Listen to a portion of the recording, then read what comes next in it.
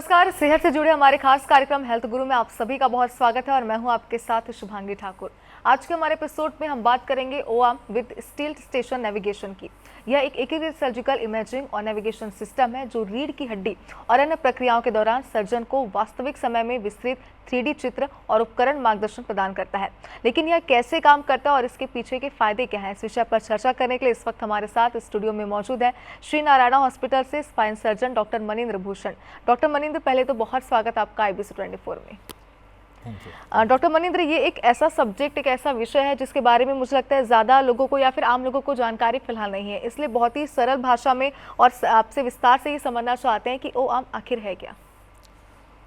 ओआर्म एक बहुत ही आधुनिक मशीन है। It's called as third generation navigation system. ये एक कह सकते हैं कि सीटी मशीन जो कि हमारे ऑपरेशन थिएटर में काम कर सकती है। यूजुअली क्या होती है, सीटी मशीन जो है वो हमारे रेडियोलॉजी डिपार्टमेंट में रहती है, उन्हें हम मूव नहीं कर सकते।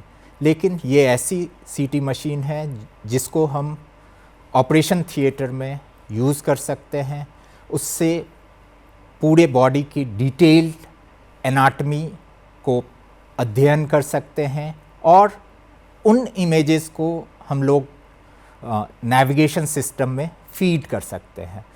समझ सकते हैं कि आपने गूगल मैप्स को ज़रूर यूज़ किया होगा, तो इट इज़ मोर और less similar kind of concept, जिसमें पूरे एरिया का सारे डिटेल्स जो हैं फीड किया जाता है। Then there is another GPS system जो कि हमें एग्जैक्टली बताता है कि किधर जाना है।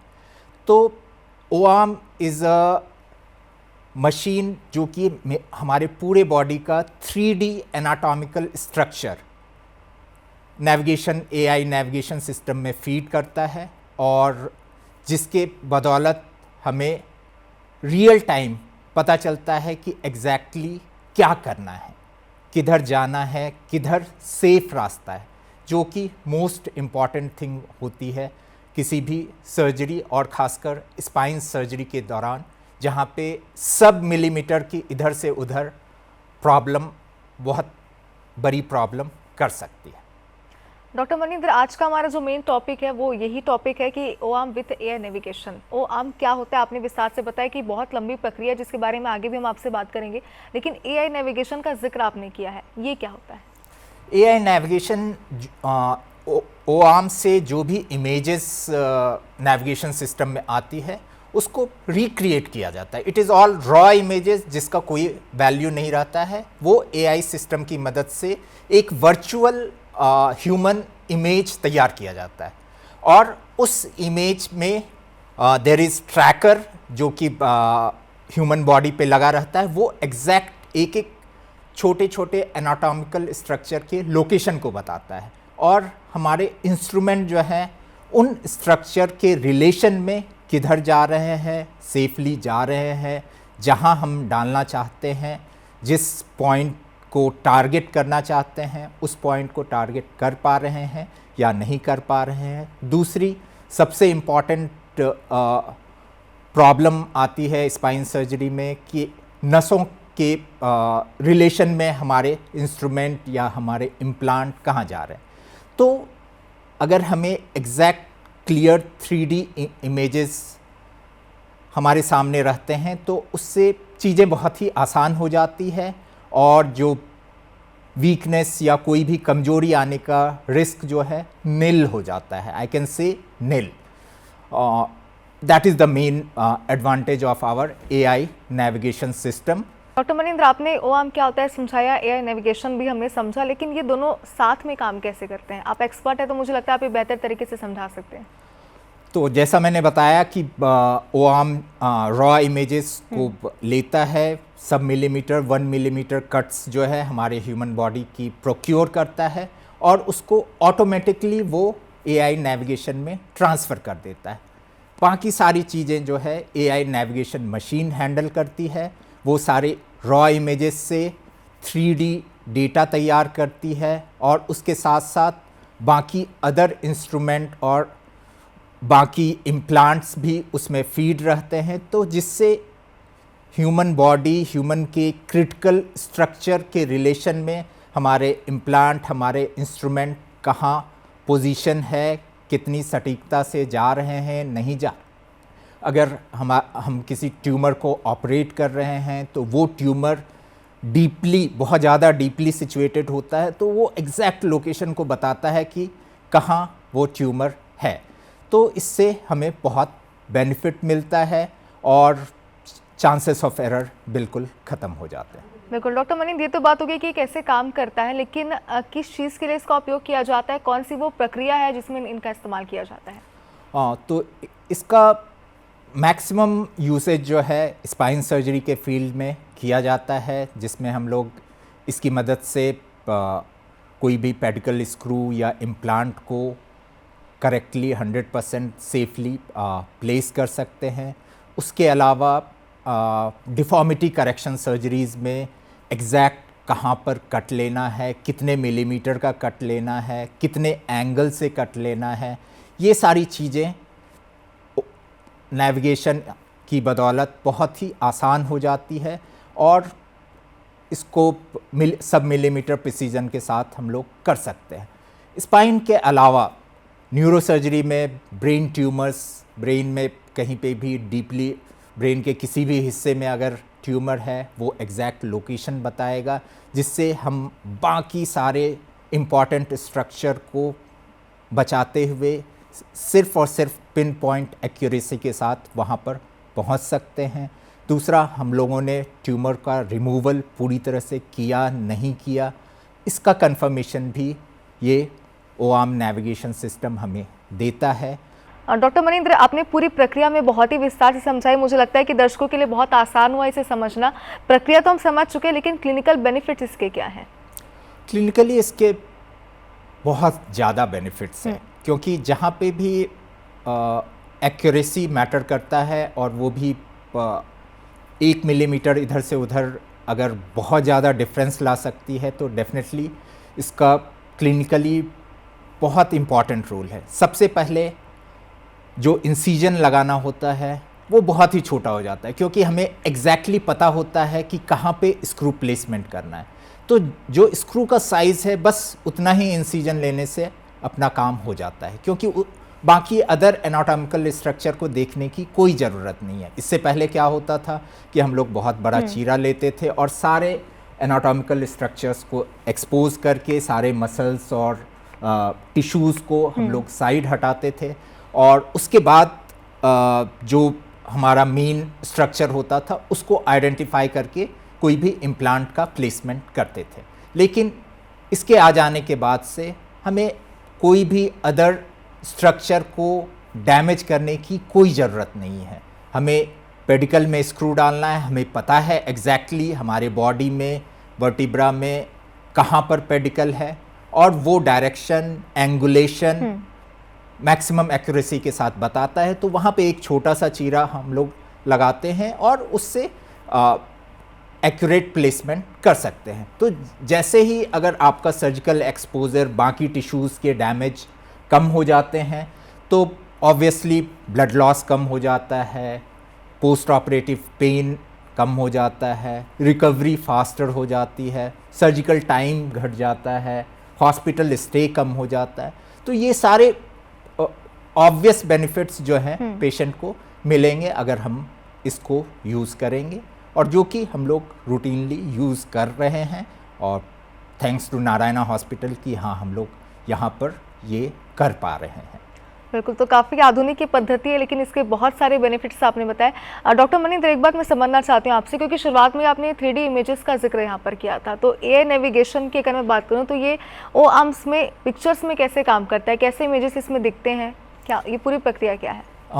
इसमें जैसा मैंने बताया कि ओ आर्म सबसे पहले रॉ डेटा को प्रोक्योर करके वो एआई नेविगेशन को ट्रांसफ़र करता है, और फिर आर्टिफिशियल इंटेलिजेंस सारे रॉ डेटा को रीअसेंबल करके exact replica of human body बनाता है कि बोन्स कहाँ पर है, बाकी स्ट्रक्चर, नर्व्स, मसल्स, एवरीथिंग कहाँ पे है, वो हमें एक वर्चुअल इमेज बन जाता है। और बाकी जो इनके कंपैटिबल इंस्ट्रूमेंट हैं वो इसके रिलेशन में, कोई भी स्ट्रक्चर है उसके रिलेशन में एग्जैक्टली हम कहाँ पर सिचुएटेड हैं, कहाँ जा रहे हैं, अगर थोड़ा भी डेविएट करते हैं तो वो हमें बताता है कि नहीं, आप पाथ से डेविएट कर रहे हो, आपको इसको करेक्ट करना होगा। तो ये रियल टाइम फीडबैक देता है कि एग्जैक्टली हम कहाँ जा रहे हैं, और कोई इम्पॉर्टेंट स्ट्रक्चर जिसको नहीं टच करना चाहिए उसको टच तो नहीं कर रहे हैं, डैमेज तो नहीं कर रहे हैं। तो इससे हम लोगों को ऐसा नहीं रहता है जैसा ओपन सर्जरी या सियाम बेस्ड सर्जरी में we don't know for sure कि हाँ हम लोग करेक्ट डायरेक्शन में जा रहे हैं, लेकिन इसकी मदद से हम 100% श्योरिटी के साथ कह सकते हैं कि हमारे प्लेसमेंट, हमारी पोजीशन, सब कुछ 100% एक्यूरेट है, प्रिसाइज है, एंड उसमें कोई इशू नहीं आएगा। बिल्कुल डॉक्टर मनिंद्र, जितने मुझे लगता है कि हम डीप में बात कर रहे हैं ये चीज़ें बहुत ज़्यादा क्लियर होती जा रही है, लेकिन एक बात ये भी समझना चाहते हैं यहाँ से कि सिस्टम की वर्क फ्लो इफिशियंसी क्या है?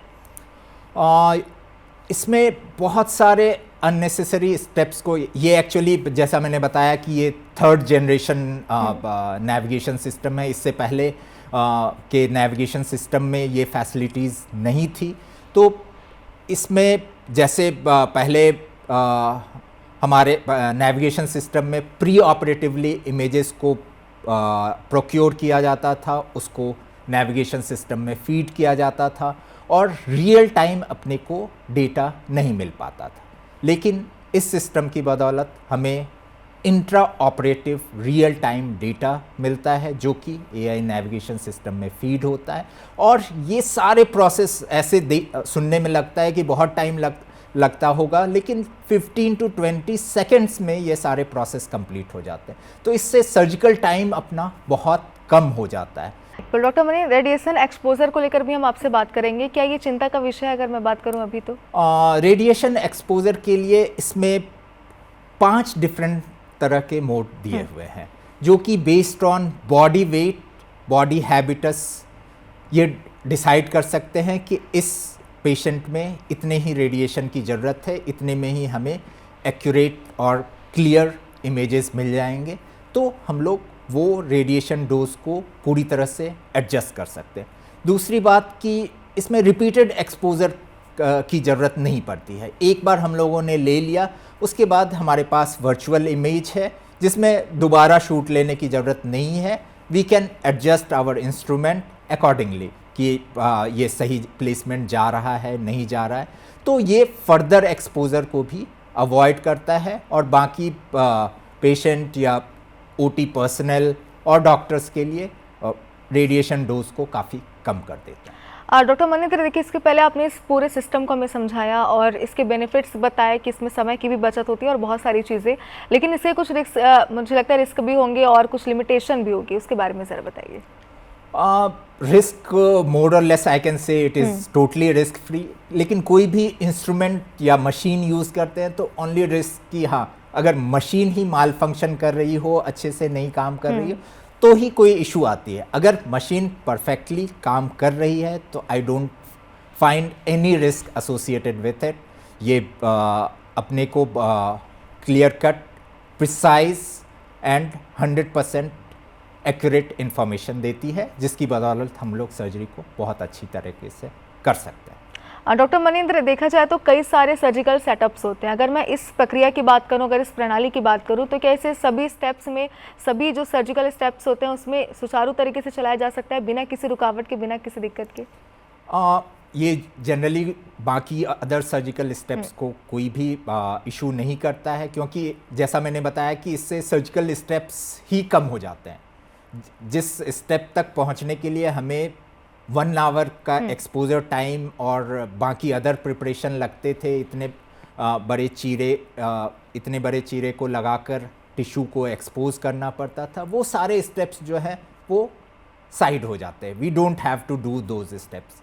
यहाँ हमें पता है किस वर्टिब्रा में स्क्रू डालना है, किस वर्टिब्रा को फिक्स करना है, या फिर ट्यूमर का ही अगर एग्जैक्ट लोकेशन हमें पता रहेगा तो बस वहीं पे चीरा लगाना होता है, and we can go directly there. हमें बाकी अदर टिश्यू को, अदर स्ट्रक्चर को कोई भी हानि नहीं पहुंचानी पड़ती है। तो डेफिनेटली ये सर्जिकल स्टेप्स को बहुत कम कर देता है और हमारी एफिशिएंसी वर्क फ्लो को बहुत ही इम्प्रूव कर देता है। डॉक्टर मनिंद्र, इससे पहले आपने श्री नारायणा को थैंक यू भी कहा इस प्रणाली के लिए, सिस्टम के लिए, इसलिए मैं आपसे एक बार ये भी जानना चाहती हूँ कि अगर मैं आपके हॉस्पिटल की बात करूँ यानी कि श्री नारायणा की, तो यहाँ पर इस पूरे प्रोसेस को लेकर क्या सुविधाएं हैं, इस प्रणाली को लेकर यहाँ पर क्या खासियत है?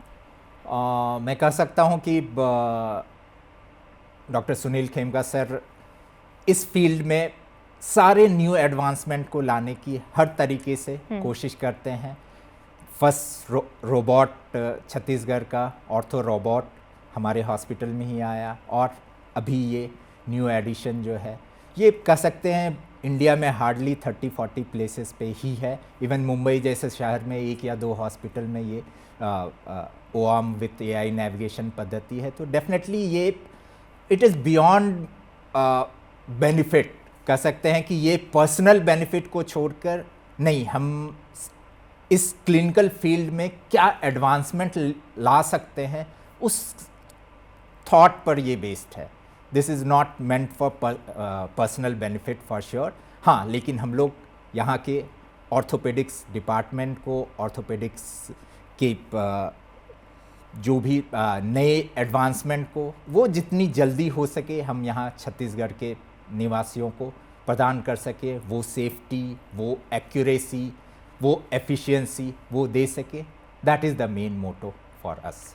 बिल्कुल, और मुझे लगता है कि छत्तीसगढ़ वासियों के लिए भी बड़ी बात है, क्योंकि आपने कहा कि मुंबई जैसे शहरों में भी ये जो फैसिलिटी है वो 1 या 2 ही हॉस्पिटल में अवेलेबल है। अच्छा डॉक्टर मनिंद्र, अब जो सवाल मेरा है वो दर्शकों के लिए बहुत ज़्यादा ज़रूरी है। कोई भी पेशेंट अगर वो है तो उसका रजिस्ट्रेशन इसमें कैसे किया जाता है, क्या प्रक्रिया इसकी होती है, कितना समय लगता है इसमें? जैसा मैंने बताया कि ये पूरी प्रक्रिया इमेज प्रोक्योरमेंट से लेके image transfer, 3D virtual image making और गाइडेंस, इम्प्लांट गाइडेंस और इंस्ट्रूमेंट गाइडेंस, ये हार्डली 15 to 20 सेकेंड्स का होता है। इसमें सारी प्रक्रिया ऑटोमेटिक है। एक बार हम लोग मशीन को जिस रीजन का इमेजेस लेना चाहते हैं उस रीजन पे लाके after that it will take hardly 15 to 20 second कि बाकी सारे स्टेप्स जो है ऑटोमेटिक हो जाते हैं और we are ready to put whatever further work like screw insertion या फिर further approach to the tumour, ये सब उसके बाद हम लोग कर सकते हैं। डॉक्टर मनिंद्र, सब शुरुआत से ही हमने अभी तक देखा जाए तो ओआम विथ एआई नेविगेशन को लेकर बहुत सारी बातें आपसे की और पूरी प्रणाली को भी हमने समझा, लेकिन क्योंकि देखिए आप एक्सपर्ट हैं, स्पाइन सर्जन हैं, इसलिए मैं आपसे एक सवाल आपसे भी लेना चाहती हूँ, स्पाइन सर्जरी कब की जाती है, इसकी ज़रूरत कब पड़ती है? देखिए, लोगों में बहुत सारी भ्रांतियां हैं कि नहीं हमें स्पाइन सर्जन के पास तभी जाना चाहिए जब बाकी सारी चीज़ें नहीं काम कर रही हों और पहले वो जनरल फिजिशियन या फिजियोथेरेपिस्ट से मिलके उसके बाद जब चीज़ें नहीं कंट्रोल में आती हैं तो फिर वो स्पाइन सर्जन से मिलते हैं। ये थोड़ा रॉन्ग अप्रोच रहेगा। ऐसा नहीं है कि हम स्पाइन सर्जन हैं तो सारे पेशेंट के मैनेजमेंट के लिए सर्जरी ही एडवाइस करते हैं। 90 to 95% केसेस में हम लोग भी कंजर्वेटिव मैनेजमेंट का ट्रायल ज़रूर देते हैं और हमें ये पता रहता है कि किस में वेट कर सकते हैं और किस में वेट करने से सुधार आने के चांसेस या फर्दर प्रॉब्लम्स आने के चांसेस बढ़ जाएंगे। तो वो बहुत इम्पॉर्टेंट है कि पता होना चाहिए कि कहाँ पे वेट किया जा सकता है और कहाँ पे नहीं। It's a emergency, we have to take action. तो ये बहुत इम्पॉर्टेंट है और ऐसे केसेस को आइडेंटिफाई करके उनको इमीडिएटली ट्रीटमेंट देना बहुत ज़रूरी होता है, क्योंकि उसके लॉन्ग टर्म सिक्वेले कई बार, क्योंकि नसें, स्पाइनल कॉर्ड ऐसी स्ट्रक्चर है कि जिसमें एक बार अगर डैमेज हो जाता है तो रिकवरी के लिए बहुत टाइम लगता है। तो हमें उसके डैमेज होने से पहले एक्ट करना है जिससे कि हमें बेस्ट रिकवरी मिले। डॉक्टर मनिंद्र, आपने शुरू में ही कहा कि एक भ्रांतियाँ है लोगों के मन में कि वो सबसे आखिरी में, सबसे लास्ट में ही जाते हैं स्पाइन सर्जन के बाद। एक बात और मैं आपसे ये भी जानना चाहती हूँ, क्योंकि देखिए हमने काफ़ी कुछ सुना है, हो सकता है कि ये भी भ्रम हो किसी प्रकार का, लेकिन स्पाइन सर्जरी सुनते ही लोगों के जहन में एक डर आ जाता है। क्या ये सर्जरी इतनी खतरनाक होती है, लोगों को डरने की ज़रूरत बिल्कुल नहीं है? बिल्कुल भी नहीं है। बस मैं ये कह सकता हूँ कि with proper training, with proper setup और विथ इंटरनेशनल एडवांस टेक्निक हम सारी स्पाइन सर्जरी को बहुत ही सेफली और बहुत ही अच्छे रिजल्ट के साथ कर रहे हैं और आगे भी करेंगे। डॉक्टर मनिंद्र, एक बात ये भी है, अगर सक्सेसफुली सर्जरी हो जाती है, कंप्लीट हो जाती है, तो नसों को पूरी तरीके से ठीक होने में कितना समय लग सकता है और एक सामान्य जीवन में एक पेशेंट कब तक आ सकता है? देखिए, नसों अगर हम नसों की बात करें तो कितना डैमेज हुआ है, क्योंकि आज के डेट में अगर नसों में सिर्फ दर्द हो, शियाटिका हो, तो नेक्स्ट डे हम लोग पेशेंट को मोबिलाइज कर सकते हैं और विद इन अ वीक वो अपने काम पे वापस लौट सकते हैं। तो ये भी भ्रांति हटानी होगी कि नहीं, नसों की सर्जरी करने के बाद पेशेंट को हफ्ते 2 हफ्ते बेड रेस्ट में रहना होता है, ऐसी कोई बात नहीं है। अब बेड रेस्ट का कोई भी इशू नहीं रहता है, क्योंकि पेशेंट जो है नेक्स्ट डे डिस्चार्ज हो जाता है, तो वो अपने नॉर्मल रूटीन लाइफ स्टाइल में सर्जरी के तुरंत बाद इन्वॉल्व हो सकता है, सारी चीज़ों को आराम से कर सकता है। कि नेक्स्ट सवाल मेरा ये भी, आपने शुरुआत में ये कहा कि कई बार लोग लापरवाही करते हैं, वो सोचते हैं कि स्पाइन सर्जन के पास हम क्यों ही जाएं, लेकिन एक बात ये भी है कि हो सकता है कि वो लक्षणों को नहीं पहचान पाते। स्पाइन में कमजोरी के जो मेन लक्षण है वो क्या होते हैं और कौन सा वो सही समय है जब स्पाइन सर्जन को हमें कॉन्टैक्ट करना चाहिए? तो अगर किसी भी यंग पेशेंट में अगर पैरों की कोई कमजोरी आ रही है, यूरिन या मोशन में कोई तकलीफ़ आ रही है, चलने फिरने में लड़खड़ाहट, हाथों में सूनापन, हाथों में कमजोरी, छोटी छोटी काम जैसे शर्ट के बटन लगाना, हाथ से खाना खाना, अगर ये सारी चीज़ों में कोई दिक्कत आ रही है तो definitely he should consult a spine surgeon. ऐसा नहीं है कि हाँ, जैसा मैंने पहले भी बताया कि बहुत सारे प्रॉब्लम्स को अगर अर्ली डिटेक्ट करते हैं तो उनका बिना सर्जरी के इलाज संभव है, लेकिन हमें ये अर्ली स्टेज में डिटेक्ट होना बहुत ज़रूरी है। डॉक्टर मनिंद्र, देखिए जाते समय मैं एक हेल्थ टिप्स आपसे लेना चाहती हूँ, क्योंकि सेहत से जुड़ा हमारा कार्यक्रम है। ऐसे में दर्शकों को आप उनके लाइफस्टाइल को लेकर, उनके सेहत को लेकर क्या एडवाइस देंगे? मैं बस यही कहूँगा कि एटलीस्ट आप अपनी दिनचर्या में आधे से 1 घंटा ज़रूर एक्सरसाइज को दें और उसके साथ साथ डाइट में कार्ब्स और फैट इनको बहुत ही कम करना है और प्रोटीन को बढ़ाना है, यही मैं सलाह दूँगा। बिल्कुल डॉक्टर मनिंद्र, बहुत ही नई पद्धति या फिर हम कहें कि बहुत ही नई प्रक्रिया थी ओआम विथ एआई नेविगेशन, जिसको लेकर आपने डिटेल में जानकारी दी और बहुत ही सरल शब्दों में। मुझे लगता है दर्शक भी इस पद्धति को समझ गए और ये कितनी ज़्यादा उपयोगी है उन्हें भी अब समझ में आ चुका है। बहुत शुक्रिया हमसे बातचीत करने के लिए। Thank you. और एक बार फिर दर्शकों से कहना चाहते हैं कि अपनी सेहत का ध्यान जरूर रखें, क्योंकि सेहत से बड़ी पूंजी और कुछ नहीं होती है। फिलहाल हमारी इस खास पेशकश में इतना ही। आप बने रहिए IBC 24 के साथ। नमस्कार।